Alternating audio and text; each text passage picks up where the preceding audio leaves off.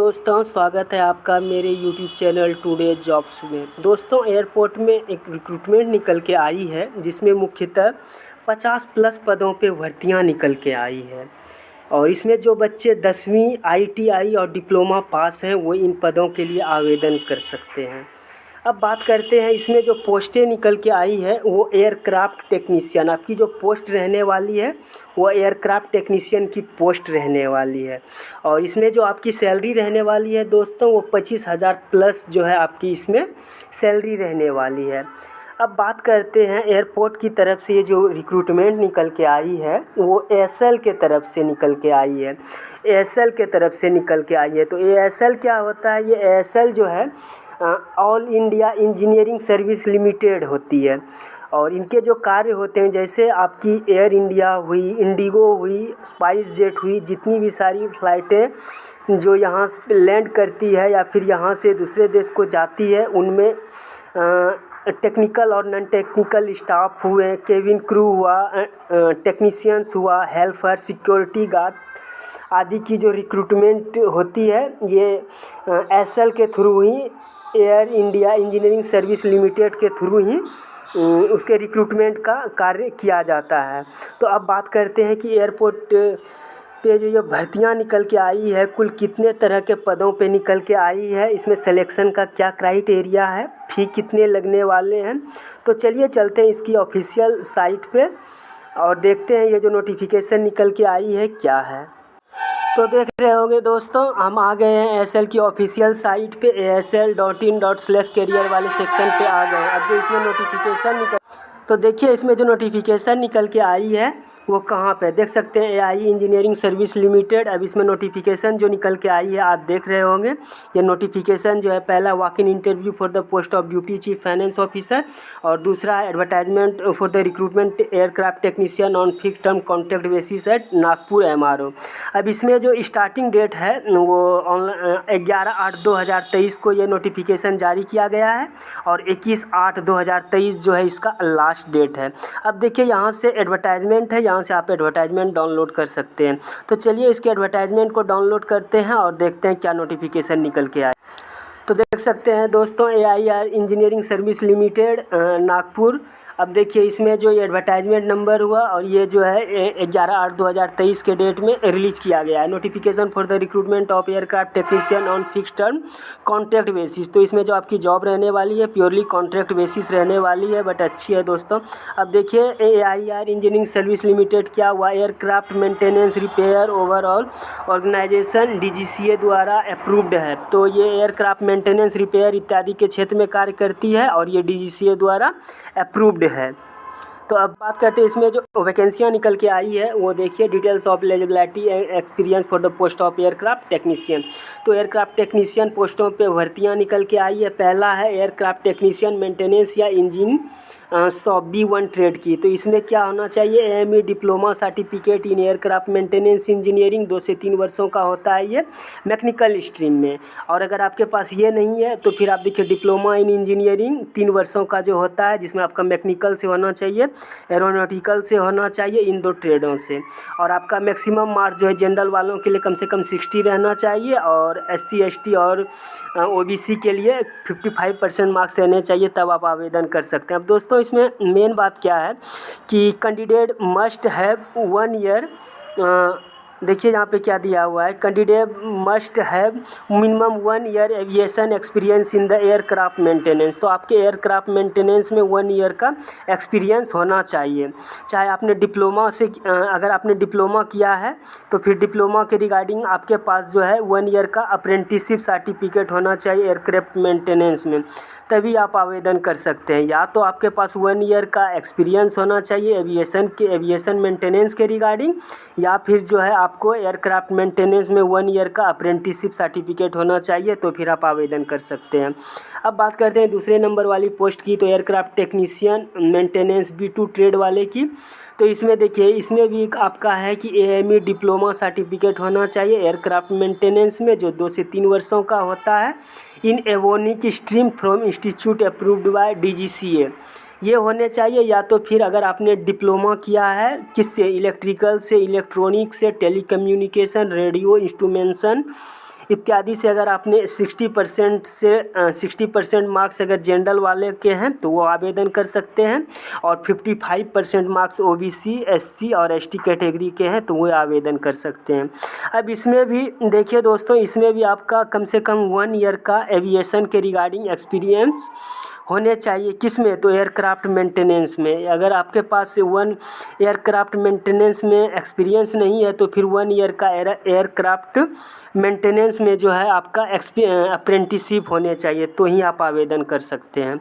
अब बात करते हैं नेक्स्ट वाली पोस्ट की, तो टेक्नीशियन वेल्डर की पोस्ट निकल के आ रही है, जिसमें +2 पास हैं जो फिजिक्स केमिस्ट्री और मैथ से हुए आवेदन कर सकते हैं, और साथ में साथ आपके ITI होने चाहिए वेल्डर ट्रेड में, SCVT या फिर NCVT कोई सा चलेगा, और इसमें 1 ईयर का एक्सपीरियंस भी होना चाहिए एविएशन मेंटेनेंस में। अगर आपके पास 1 ईयर का एविएशन मेंटेनेंस में एक्सपीरियंस नहीं है तो फिर 2 वर्षों का वेल्डर ट्रेड के रिगार्डिंग अगर आपने किसी इंडस्ट्रीज़ में कहीं पे 2 वर्षों का काम किया है तो फिर आप टेक्नीशियन वेल्डर वाली पोस्ट पे आवेदन कर सकते हो।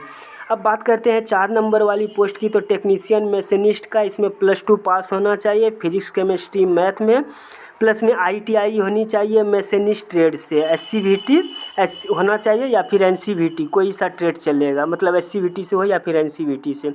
और इसमें भी दोस्तों 1 ईयर का एक्सपीरियंस जो है एविएशन के रिगार्डिंग, एविएशन मेंटेनेंस के रिगार्डिंग मैंडेटरी है।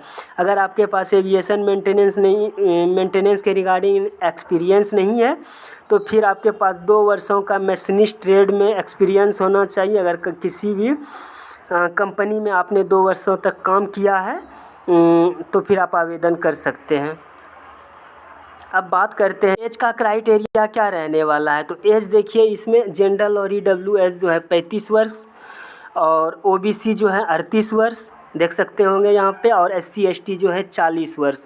और इसमें जो आपकी ये जॉब रहने वाली है दोस्तों, duration of contract fix term contract would be initially for a period of 5 years and extendable for the further period of 5 years depending upon recruitment of the company and performance of the candidate। तो दोस्तों इसमें जो आपकी job रहने वाली है 5 वर्षों की जॉब रहने वाली है, और अगर आपके वर्क अच्छे रहे, संतोषजनक कार्य रहे तो फिर आपके 5 वर्ष और बढ़ाए जाएंगे।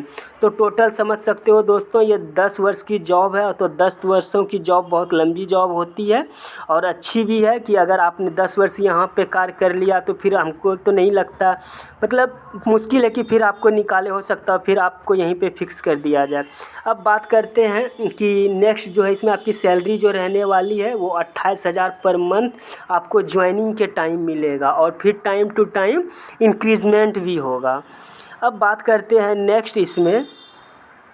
नेक्स्ट क्या है, तो अप्लाई किस तरह से कर सकते हैं, जो कैंडिडेट एलिजिबल हैं वो अप्लाई किस तरह से कर सकते हैं।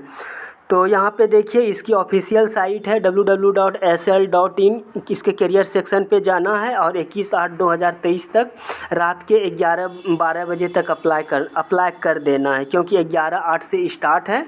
तो आप देख सकते हैं 11/8 से अगर स्टार्ट है और 21/8 तक लास्ट डेट है। आज शायद आज जो है 18 अगस्त है। तो दोस्तों आपके पास अभी भी 2-3 दिन का टाइम है।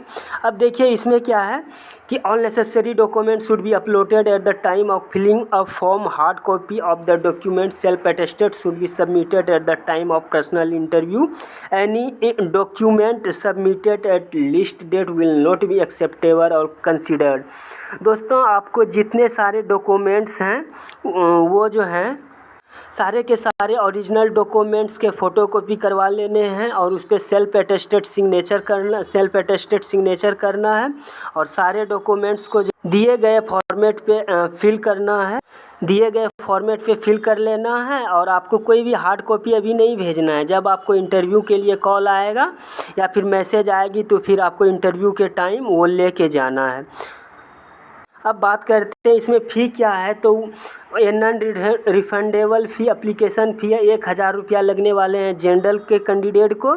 जनरल और देखिए यहाँ पे जनरल और OBC है, तो जनरल और OBC कैंडिडेट को 1,000 रुपये और SC ST और PWD कैंडिडेट को 500 रुपये लगने वाले हैं। और ये जो है पेमेंट आपको ऑनलाइन पेमेंट करने हैं।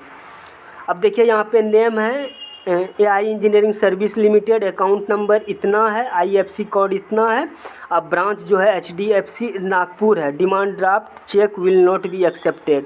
तो आपको ऑनलाइन पेमेंट करना है, डिमांड ड्राफ्ट या चेक वगैरह ये सब नहीं, तो आपको पेमेंट जो करना है ऑनलाइन करना है।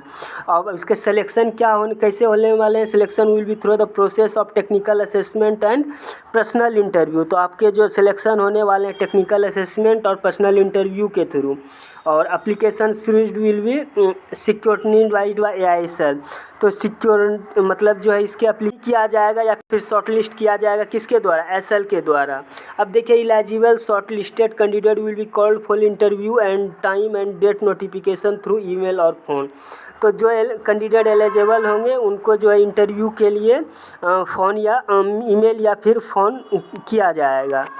अब बात करते हैं candidate will be selected on the successful technical assessment and interview. तो आपका जो इसमें सिलेक्शन होने वाला है, पहले टेक्निकल असेसमेंट होगा और फिर आपका इंटरव्यू होगा। तो टेक्निकल असेसमेंट क्या होता है दोस्तों, ये आपका एक तरह का ऑनलाइन टेस्ट ही हो जाता है और इसमें आपका फिर इंटरव्यू लिया जाएगा जो उसमें पास होंगे। अब बात करते हैं इसमें जो सिलेबस रहने वाले हैं, एयरक्राफ्ट वैकेंसियाँ निकल के आई है वो aircraft technician B1 maintenance and engine shop में नंबर ऑफ वैकेंसियाँ जो हैं 15 हैं। और एयरक्राफ्ट टेक्नीशियन B2 मेंटेनेंस में 10 हैं। एयर टेक्नीशियन मशीनिस्ट में 1 वैकेंसी है, टेक्नीशियन वेल्डर में 1 वैकेंसियाँ हैं। तो इस तरह से टोटल जो है आपकी 57 प्लस पोस्टों पे वैकेंसियाँ हैं। अब बात करते हैं इसमें डॉक्यूमेंट्स वगैरह, जैसे all original qualification, education and technical और original experience, date of proof permanent address, तो passport size photo, ID proof, PAN card, Aadhaar card जो भी हैं कास्ट जिसमें आते हैं वो, ये सारे के सारे आपको ओरिजिनल विथ फ़ोटोकॉपी में मतलब क्या बोलते हैं सेल्फ अटेस्टेड, मतलब अपने सिग्नेचर करके और सारे के सारे जो हैं लेके जाने हैं। आपको मैं फॉर्मेट दिखा देता हूँ किस तरह से और कैसे, आप देखते हैं। ये तो लगभग मैंने सारे के सारे बता दिए दोस्तों। ये इसकी ऑफिशियल साइट है, यहाँ पे देख सकते हैं रिक्रूटमेंट के रिगार्डिंग आप डिटेल्स में नोटिफिकेशन AISL.in कैरियर पे जाके डाउनलोड करके वहाँ से पढ़ सकते हैं। फिर आवेदन भी करना होगा तो फिर आप यहाँ से जाके आवेदन भी कर सकते हैं। अब बात करते हैं इसमें, देखिए इसका एप्लीकेशन फॉर्म है, ये देख सकते हैं एप्लीकेशन फॉर्म जो है, एप्लीकेशन फॉर द, यहाँ पे क्या करना है, एप्लीकेशन फॉर द पोस्ट है, पोस्ट किस पोस्ट के लिए नाम लिख देना है, यहाँ latest passport size photo, father's name, date of birth, age, place of date of birth जो है, रिलीजन हिंदू, मेल फीमेल जितने सारे आप देख रहे हैं, nationality, present address, SC ST OBC किस कैटेगरी में आते हैं वो सारे के सारे। यहाँ पे एजुकेशनल क्वालिफिकेशन आपके शुरू से जैसे 10th है, 12th है, डिप्लोमा है, जो जितने सारे हैं सारे के सारे भर डालने हैं। अब देखिए तो फिर यहाँ पे प्लेस डेट और सिग्नेचर डाल के फिर एप्लीकेशन जो है इसको जो है आप अपने दिए गए साइट से, यहाँ पे देखिए ये सारे के सारे दिए गए, आपने क्या डॉक्यूमेंट और किस तरह से लगाएं वो डिटेल्स में यहाँ पे डाल देने हैं, टिक लगा देने हैं। तो दोस्तों मैं इसका PDF फॉर्मेट जो है अपने टेलीग्राम लिंक पे दे दूँगा, आप वहाँ से डाउनलोड कर लेना। टेलीग्राम इसका मैं PDF फॉर्मेट अपने टेलीग्राम पे लिंक पे दे दूँगा, आप टेलीग्राम ज्वाइन करके इसके PDF को डाउनलोड कर सकते हैं। और या तो फिर आपकी इसके कैरियर सेक्शन पे जाके वहाँ से भी आप इसका PDF फॉर्मेट डाउनलोड कर सकते हैं इस फॉर्म का। तो दोस्तों इसमें फॉर्म जो फिलअप करना है सारे के सारे original documents with photocopy self attested के साथ लेके जाना है, और साथ में ये फॉर्म जो है ये भी लेके जाना है। और प्लस में आपने जो 1000 रुपये का या फिर 500 रुपये का जितने का ऑनलाइन बिल मतलब पे किया था वो उसके फ़ोटोकॉपी भी रखने हैं दोस्तों, पे स्लिप भी रखने हैं, वो भी लेके जाने हैं।